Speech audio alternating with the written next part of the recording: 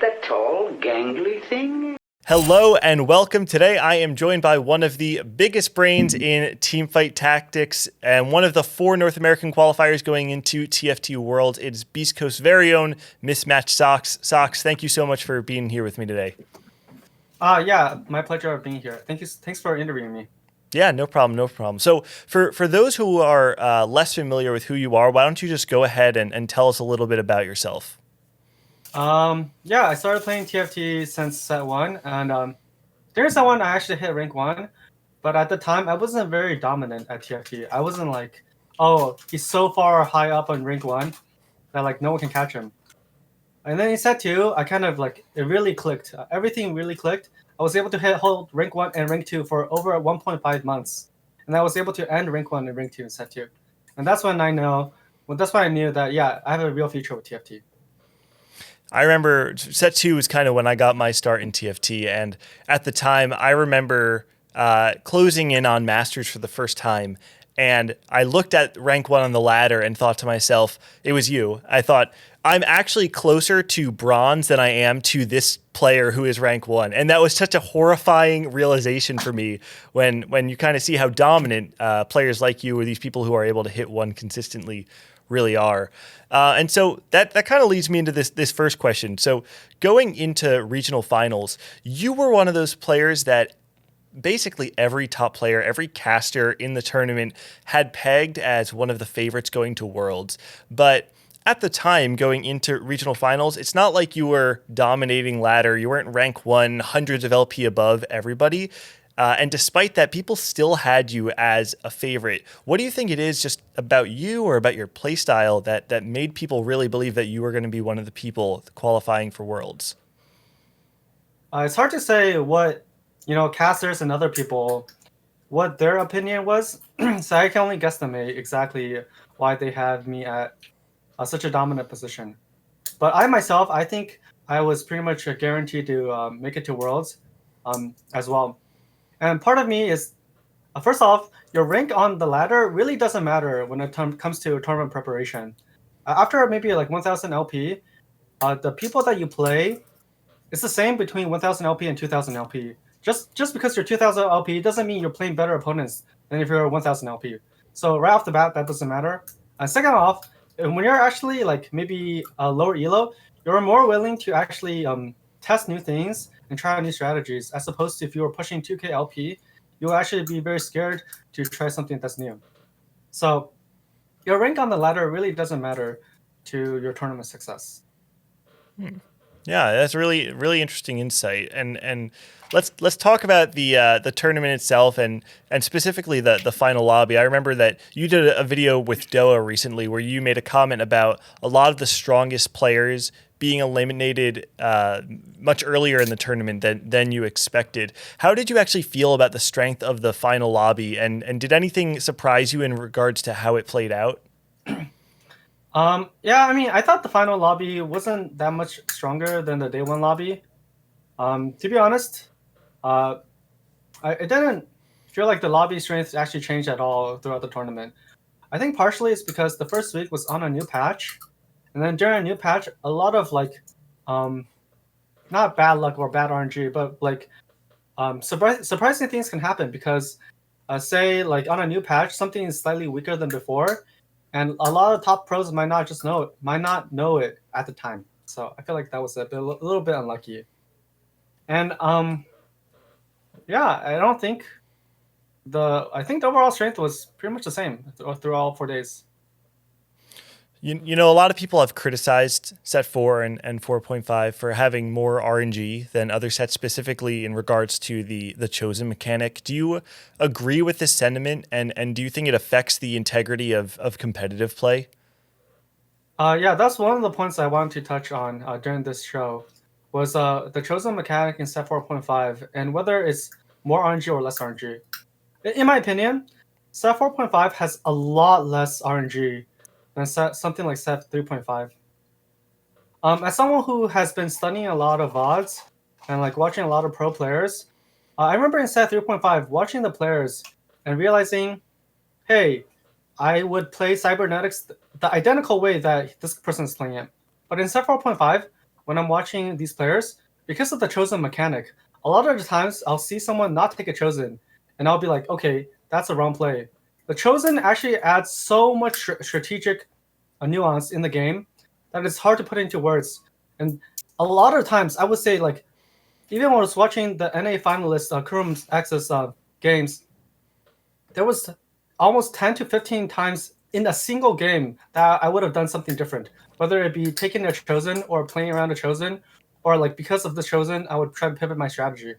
So absolutely, Set 4.5's chosen mechanic, it has been a huge boon to skill expression. Yeah, and it's exciting to see how that skill expression really is going to play out on the world stage. And coming from NA, you qualified for Worlds alongside KuramX, DQA, and Ramkev. Do you feel like the four of you accurately represent the skill of North America? I don't know if it's possible to get a perfectly accurate skill representation, but I think the four of us do cover a pretty good basis. Um, we have like several flex players. We have a few one tricks, and we have like a dark horse. And I think those are like pretty much all you can expect in terms of coverage. Yeah, and I had asked Kermexis, and I'd like to know your insight as well. That the previous weekend, the regional finals, the three other players that qualified for Worlds were actually your competitors. They were competing against you for this spot, and now the four of you are representing North America together. And even though it is an individual game, the four of you all have this overarching theme of representing North America. Is there a sense of camaraderie that actually comes with all representing the same region? I think absolutely. Like I feel comfortable asking the three of them to do anything, whether it's help me train or like to bot review. I would never like share any of the secret intel with any other competitors besides us three. So absolutely. Kuramex had told us about the how NA won Set 4.5 Worlds group chat that was formed immediately after the tournament. It's exciting to see this group of people whose goal is really just to make the region stronger. And I think that maybe I would imagine that's a different sentiment than normally. I'd imagine there's not really this same level of theory crafting going on just for normal ladder, right? No, there's no real theory crafting going on in that Discord. It's just a bunch of guys we're just gloating and having fun. It has nothing to do with theory crafting. But yes, absolutely. Last year there wasn't this like group of guys who made it to the worlds. It was actually kind of a lonely experience prepping for worlds last year. But this year, honestly, it has been way more fun. There's been way more discussion. So right off the bat, you can tell like a huge difference. Yeah, last year you were the only North American representative going to Worlds, and you had a pretty early departure from the event, going sixth in your first lobby. What went wrong last year, and do you feel more prepared going into the event this year? I mean, last year I can safely say that, my comp literally got more dogged. I mean, that's using the term literally, because sometimes people use the term figuratively. No, the one comp that I played got more dogged so hard last year that like it was nerfed out of unviability. So I mean, last year I was pretty much doomed right from the patch notes. But this year I came back as a way more flexible player. I understand the nuances of almost every single comp, and I'm ready to just completely destroy the competition. So. One of the biggest stories about Worlds this year is kind of the return of EU, where in Set 3, EU had three of the top four placements in the event. And this year, they actually have even more representatives than any other region in the world. How do you actually feel NA is going to stack up against EU and the other major regions?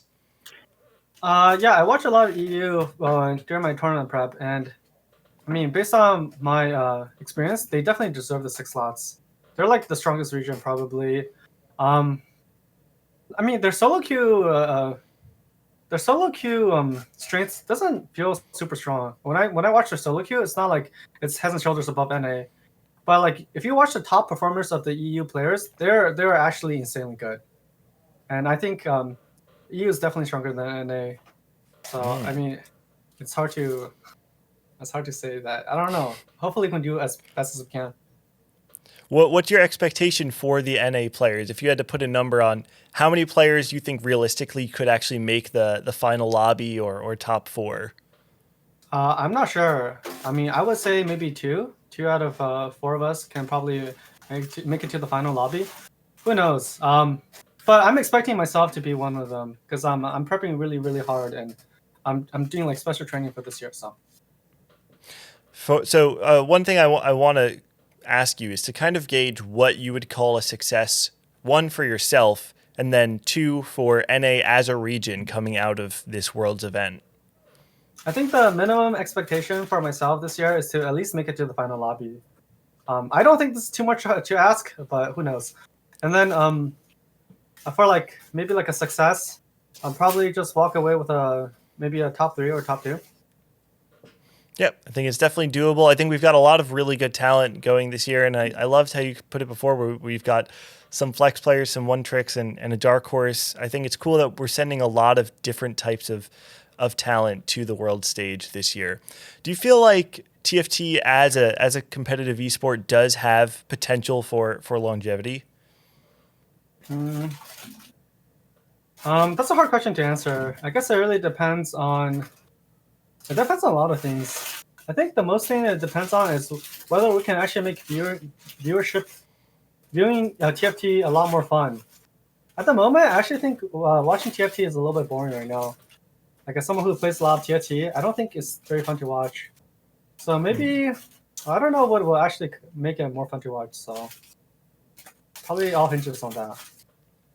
Well, we've got a new set coming out. We've got Worlds coming up. There's plenty of opportunity for broadcasts of different sorts to experiment. And I agree with you. I'd love to see some more fun and a little bit more engaging content for the viewer at home. I definitely think that would be a big part of bringing TFT to the forefront. But that's all the questions I really had for you. Is there anything you wanted to shout out or talk about before we go? Let me think. I don't really think so, but maybe,